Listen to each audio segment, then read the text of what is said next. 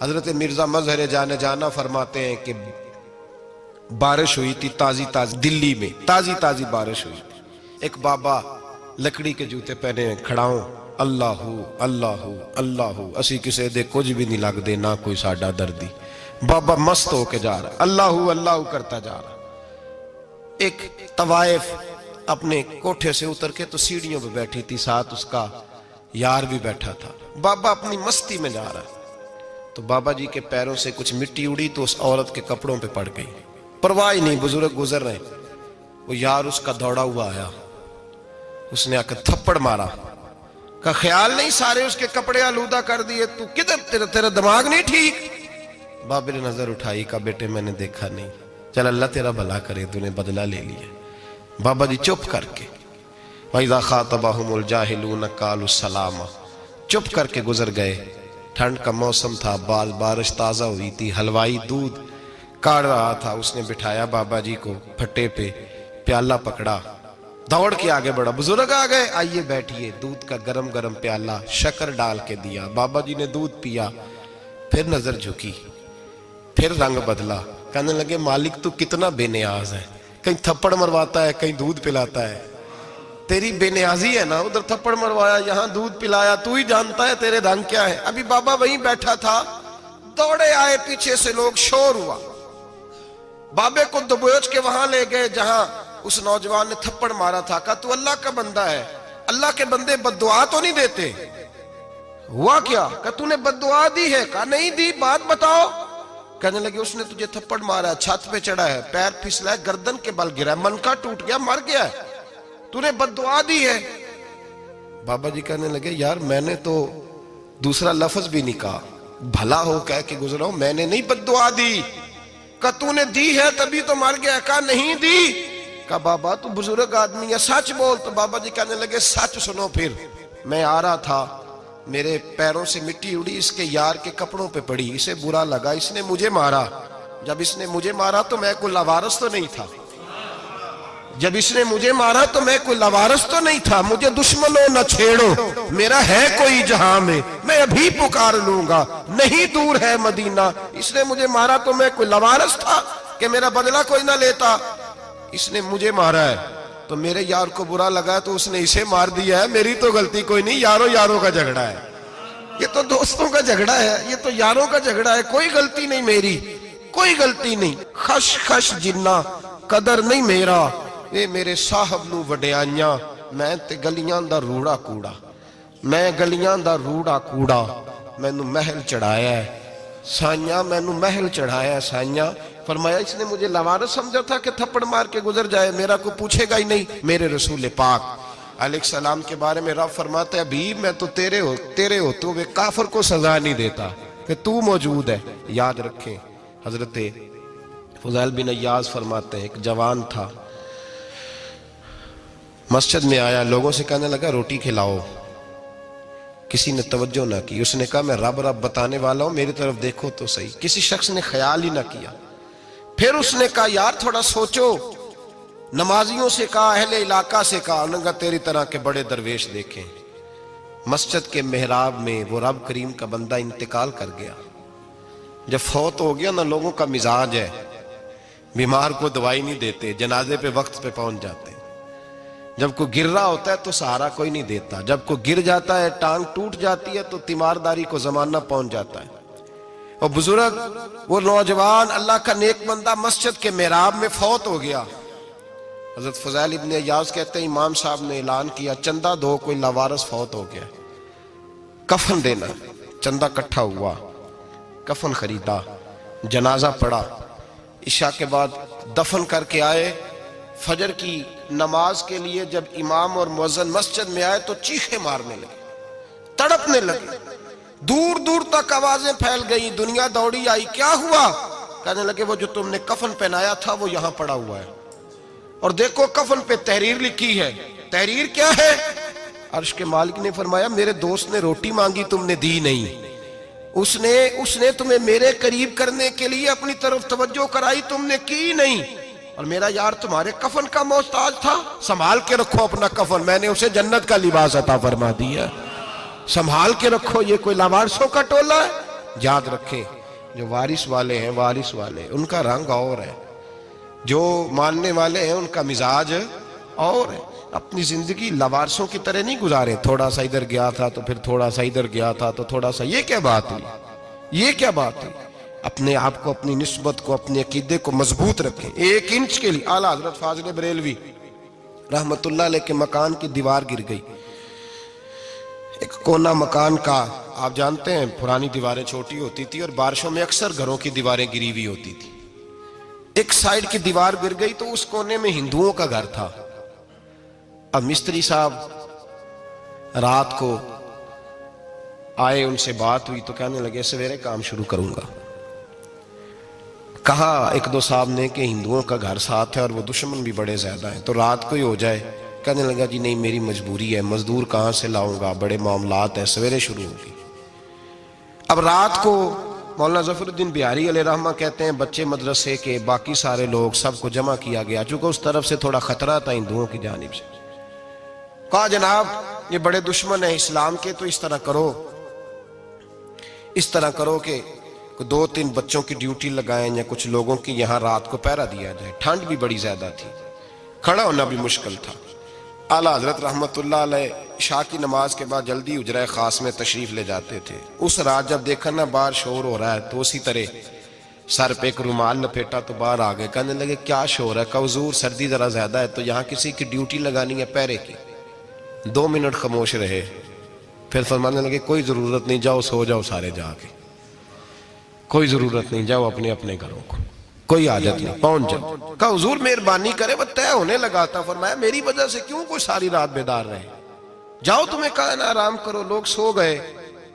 صبح فجر کی نماز پڑھ کے اعلیٰ حضرت رحمت اللہ تعالی علیہ جب سیڑھیاں اتر رہے تھے رضا مسجد کی، تو وہ جس ہندو کی جانب سے زیادہ خطرہ تھا وہ سیڑھیوں پہ بیٹھا تھا، مسجد کی سیڑھیوں پہ۔ سب لوگوں کی توجہ ہو گئی، کہنے لگا مولانا میں کلمہ پڑھنے آیا ہوں، مجھے کلمہ پڑھا کے مسلمان کر دو، میں کلمہ پڑھنے آیا ہوں، مسلمان کریں۔ لوگوں کی توجہ، اعلیٰ فرمانے لگے نہیں ابھی تو انتظار کر، تھوڑی دیر کے اچھی طرح سوچ لے، جذباتی فیصلہ نہ کر کہ تو آ رہا ہے۔ یہ کہہ کے جب 2 سیڑھیاں نیچے اترے اس کے پاس سے تو اس نے پیر تھام لیے، کہنے لگا اب ایسے تو نہ کرو، رونے لگا۔ اعلیٰ حضرت رحمت اللہ نے کلمہ پڑھایا، کچھ باتوں کی نصیحت فرمائی، تشریف لے گئے۔ گھیرنے والے گھیر کے بیٹھ گئے، کہنے لگے ہمیں بھی بتا بدلہ کیسے ہے۔ کہنے لگا دیوار گر گئی، آدھی رات کے وقت، آدھی رات تک انتظار کرتا رہا، پہرے دار کوئی نہیں، تو 2 تلواریں لے کر جب میں ان کے مکان کی جانب بڑھا، میں نے کہا آج گردن کاٹوں گا اور کاٹ کر کے نکلوں گا۔ کہتا ہے جب میں قریب آیا تو 2 شیر کھڑے تھے، اوپر سے پلٹ کے آیا تو پھر کھڑے تھے، ادھر سے پلٹ کے آیا تو پھر کھڑے تھے۔ فرماتے ہیں میں 2 گھنٹے کے بعد آیا تو پھر پلٹ کے کھڑے تھے، میں پھر 1 گھنٹے کے بعد آیا، سحری کا وقت ہو گیا تو پھر پلٹ کے کھڑے تھے، اب میں ڈر کے بھاگا۔ کہتے ہیں فاضل بریلوی نے اپنی کھڑکی سے منہ باہر نکالا، کہنے لگے اور کتنا تجربہ کرے گا، مجھے تو لاوارث سمجھتا ہے، لاوارث ہوں میں، اور کتنا تجربہ کرے گا، بس کر مان جا۔ میں نے کہا حضور یہ کون ہے، مجھے بتائیے تو صحیح یہ کون ہے۔ تو کہنے لگے میں نے ساری زندگی رسول اللہ کی عظمت کا دفاع کیا ہے، ساری زندگی غوث اعظم کے نعرے لگائے ہیں، ابھی تو یہ مدد صرف غوث پاک جیلانی کی بھیجی ہوئی ہے، ابھی تو غوث اعظم کی بھیجی ہوئی مدد ہے، مولا علی ابھی پیچھے ہیں، 2 جہاں کے محبوب ابھی اس سے پیچھے ہیں، وہ تو ابھی پیچھے ہیں، پیچھے کھڑے ہیں کہ ضرورت پڑی تو ہم بھی تیار بیٹھے ہیں۔ او بھائی آج رواج ہو گیا، رواج، میں نے 2-4 دن پہلے بھی کہا تھا، لوگ کہتے ہیں نہیں کوئی نہیں ضرورت، سامنے سارا کچھ نظر آ رہا ہے۔ او خدا کے بندو یاد رکھو، نسبت ہے بڑی چیز، جانے تو دو میں اگر کسی کو نسبت میسر آ گئی نا، نسبت، خالی دامن ہی مل گیا، تیرے ہاتھ میں کچھ ہے تو ہونی چاہیے نا، خالی دامن ہی تجھے کسی کا میسر آ گیا تو بچ گیا۔ اپنی نسبتوں کی حفاظت کریں، ان کو مضبوط کریں، ان پر محنت کریں، ان پر توجہ رکھیں۔ یہ نسبت جو ہوتی ہے نا، نسبت، یہ دیکھیں نا ایک گتا ہے، عام کتاب کو لگا ہوا ہے تو جہاں مرضی رکھ دو، اس کی کوئی قدر نہیں، لیکن جو گتا قرآن مجید کو لگ گیا ہے اس کو بغیر وضو چھونا جائز ہے۔ ایک پٹھے پہ اینٹ بنی ہے، جو باتھ روم میں لگ گئی وہاں بغیر جوتے کے جایا نہیں جا سکتا، اور جو مسجد میں لگ گئی وہاں جوتے پہن کے جایا نہیں جا سکتا. یہ نسبت ہے بڑی چیز. اگر میسر آئے نصیب ہو اپنی نسبت کو مضبوط کر کے رکھا کریں, اس کی جولانی کا مظاہرہ کیا کریں. اس نسبت میں روز توانائی آنی چاہیے. میں آپ کو بڑی ذمہ داری کے ساتھ ایک بات بتاتا ہوں تجربے کی. ہمیں جتنا کسی نے آ کے کہا ہے نا نسبت کے خلاف, ہماری نسبت اس سے زیادہ مضبوط ہوئی. ہمیں جتنا کسی نے آ کے کہا ہے نا جی آپ کو کیا ملا, آپ کو کیا ملا, تو ہم نے اتنا کہا یار جیسے جیسے تو کہتا جاتا ہے ہماری تو نسبت میں اضافہ ہوتا جاتا ہے, ہمارا تو مزاج بدلتا جاتا ہے. روز ایک نیا پردہ کھلتا ہے, روز ایک نیا رنگ واضح ہوتا ہے, روز ایک نئی توانائی. ابھی تھوڑے دن کی بات ہے, ایک مولانا شرف الدین صاحب ہے, مفتی صاحب, میرے حضرت صاحب کے مرید ہوئے. مفتی تھے, عالم آدمی تھے, سرکار تاج الشریعہ, ہمارے شیخ سے بیعت کی. اب ہمارے حضرت صاحب کا اس وقت حال وہی ہے وَرَأَيْتَ النَّاسَ يَدْخُلُونَ فِي دِينِ اللَّهِ أَفْوَاجًا. اب فوجوں کی فوجیں لوگ آتے ہیں. ہم نے دیکھا ہے صرف خالی مرید ہونے والے باہر سینکڑوں کی تعداد میں ہزاروں لوگ بیٹھے ہیں کہ صرف بیعت اتنا کہہ دیں ہم نے قبول کیا. اس عالم میں اور جہاں حضرت صاحب کا اعلان ہو جائے کہ تشریف لا رہے ہیں وہاں لاکھوں کا مجمع جمع ہو جاتا ہے اور ایک جھلک دیکھنے کو لوگ ترستے رہتے ہیں. یہ کیفیت ہم نے دیکھی. وہ دور گزر گیا. کبھی ایسا بھی ہوتا تھا ایک میں ہوتا تھا, ایک تو ہوتا تھا, اور تیسری تنہائی ہوتی تھی. وہ دور بیت جاتا ہے, وہ لمحے کسی کسی کو نصیب آتے ہیں. حضرت کا وہ مولانا شرف الدین صاحب کہتے ہیں مرید ہوا, تو مرید ہوا مجمع میں, رسی حضرت پھینکتے ہیں یا چادر پھینکتے ہیں تو پکڑ کے مرید ہوا, تو ساتھ ساتھ اور چادریں باندھی تھی, لوگوں نے پکڑی ہوئی تھی.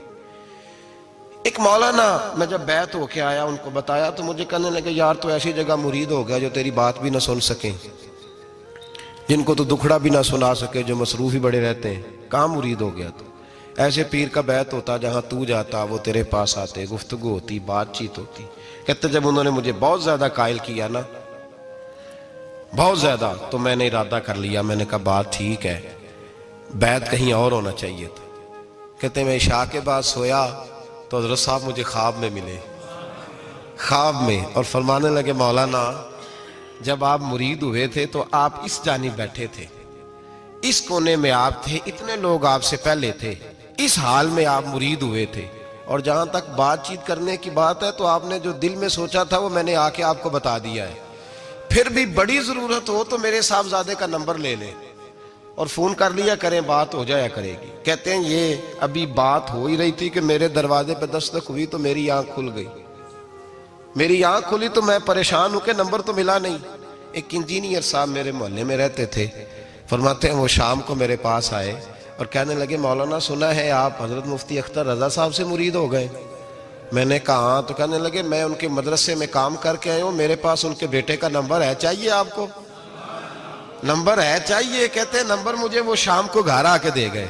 اب جب میں آستانہ نور پہ بریلی شریف ملنے کے لیے حاضر ہوا تو میرے دل میں خیال آیا, جب میں اندر گیا نا تو میرے دل میں خیال آیا حضور خواب جو آئی تھی اتنی بھی جلدی کیا ہے, ذرا ٹھہر جائیے, آپ ملے جو تھے تو صاحب نمبر بھی دے ہی جاتے. میرے دل میں خیال آیا تو السلام علیکم کے بعد حضرت کہنے لگے مولانا مجھے تو جلدی کوئی نہیں تھی, آپ کے دروازے پہ دستک ہو گئی تھی.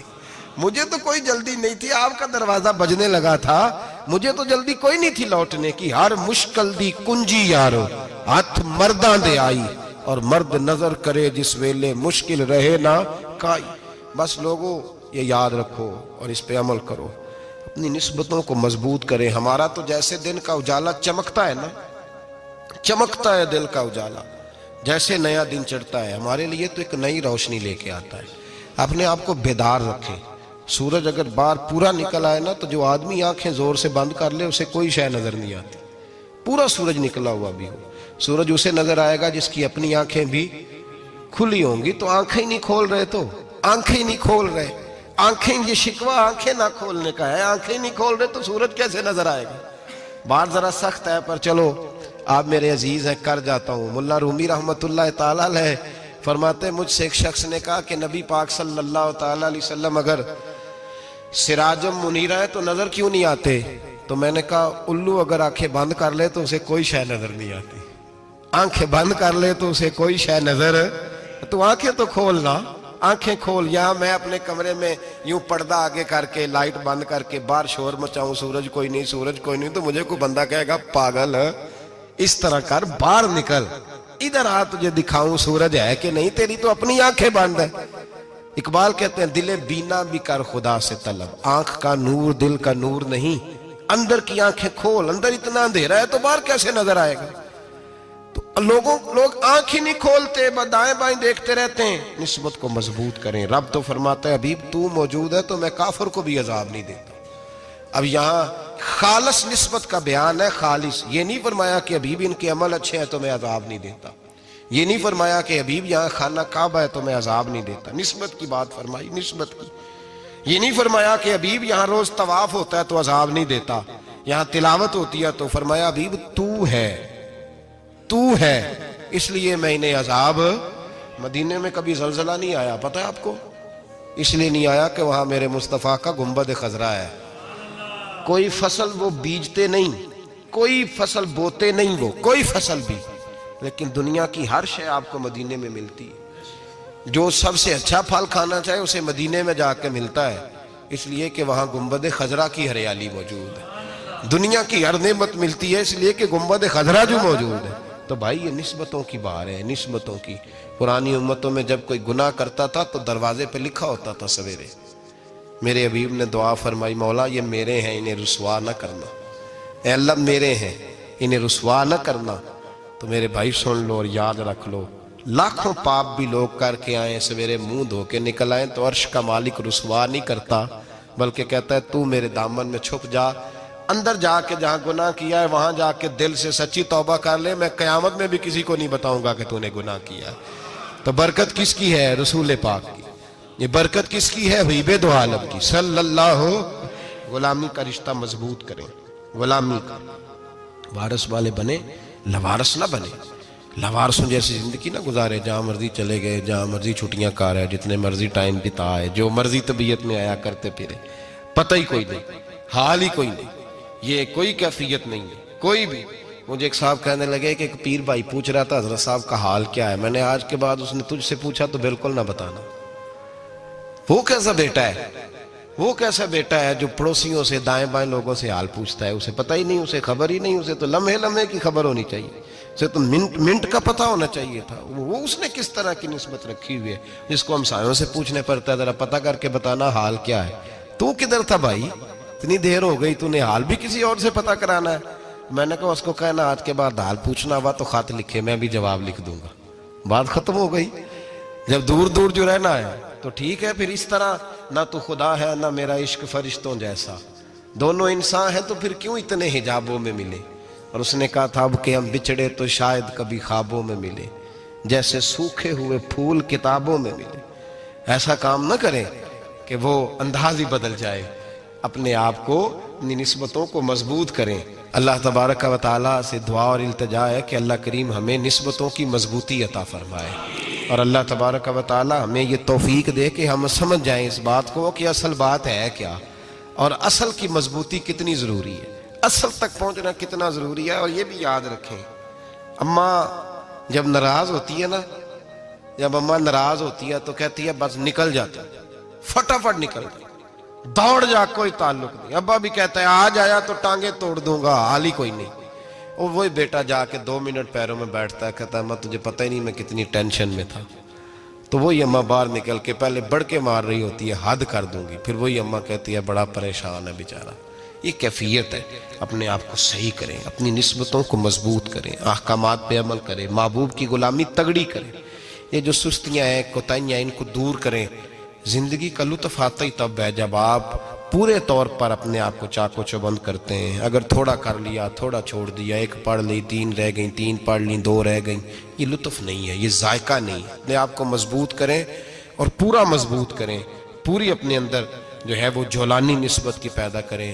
بس یہ دعا کریں اللہ جب تک زندہ رکھے غلامی میں رکھے، اور مارے تو غلاموں جیسی موت